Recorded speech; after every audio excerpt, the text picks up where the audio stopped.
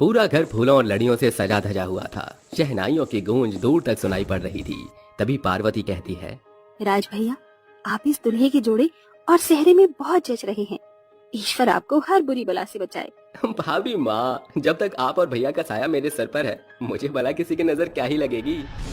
दोनों देवर भाभी बातें ही कर रहे थे कि तभी कमरे में राज का बड़ा भाई सुनील आकर कहता है, अगर देवर भाभी का भरत मिलाप खत्म हो गया हो तो चले, बारात निकलने का वक्त आ चला है। दूल्हा बारात के संग दुल्हन के घर पहुंचता है, जहां दुल्हन की माँ शुभ्रा कहती है, आप सभी का स्वागत है।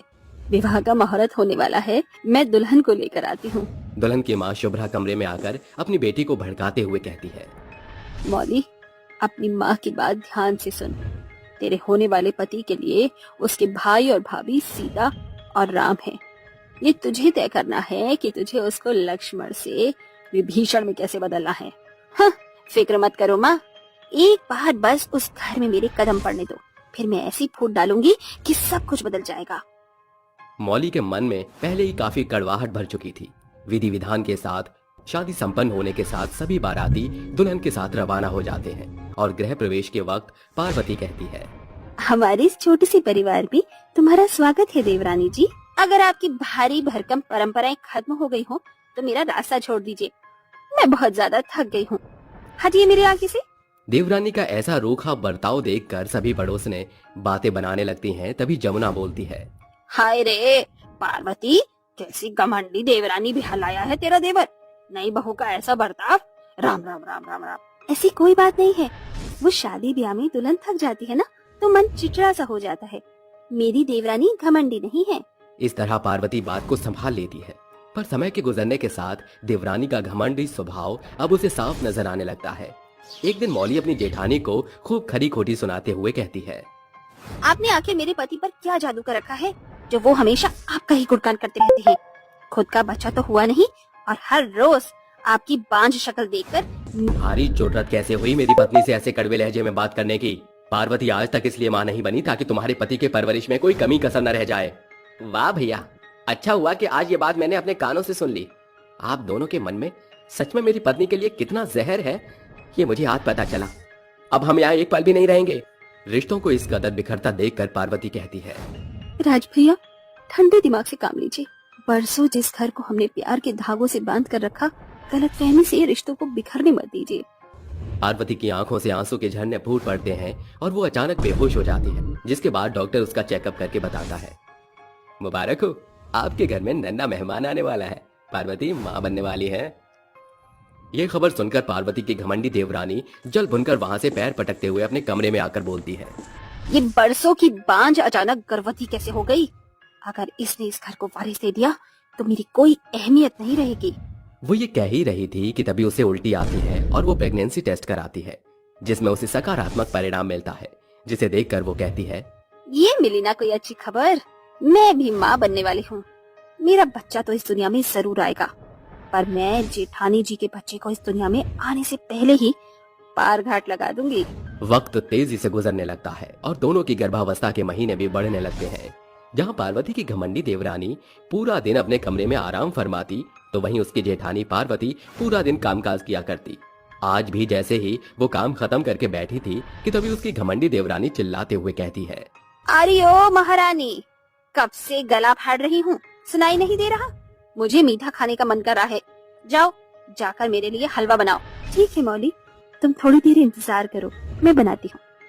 दिन भर की थकी मांदी पार्वती हलवा बनाकर अपनी देवरानी की ख्वाहिश को पूरा करती है। ऐसे ही वक्त बीतता चला जाता है। एक दिन पार्वती की घमंडी देवरानी साजिश करते हुए उससे कहती है, अब मजा आएगा। जैसे ही जेठानी जी सीढ़ियों से नीचे उतरेंगी, उनका पैर फिसल जाएगा। अब फिर उनके पेट में पलने वाले बच्चे का राम नाम सत्य। घमंडी मौली ऐसा करके अपनी माँ को फोन पर ये बताते हुए बोलती है, माँ, मैंने चाल बिछा दिया है। अब जैसे ही वो सीढ़ियों पर कदम रखेगी तो फिर अलग ही नजारा होगा। शाबाश बिटिया, आज तो तेरे रास्ते का कांटा साफ हो जाएगा।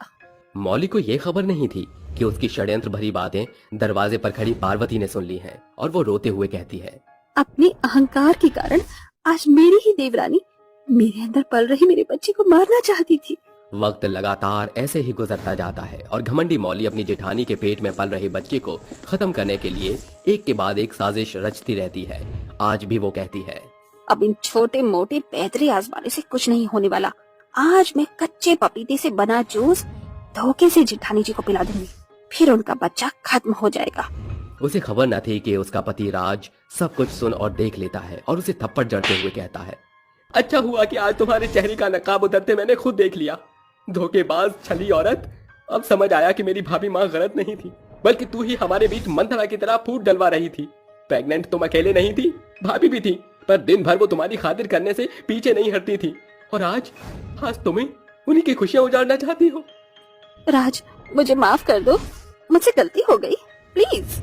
अब मैं तुम्हें एक पल भी अपने घर में नहीं रहने दूंगा। जब से तुमने हमारे स्वर्ग जैसे घर में कदम रखा है, सब कुछ नरक हो गया है। निकल जाओ यहाँ से।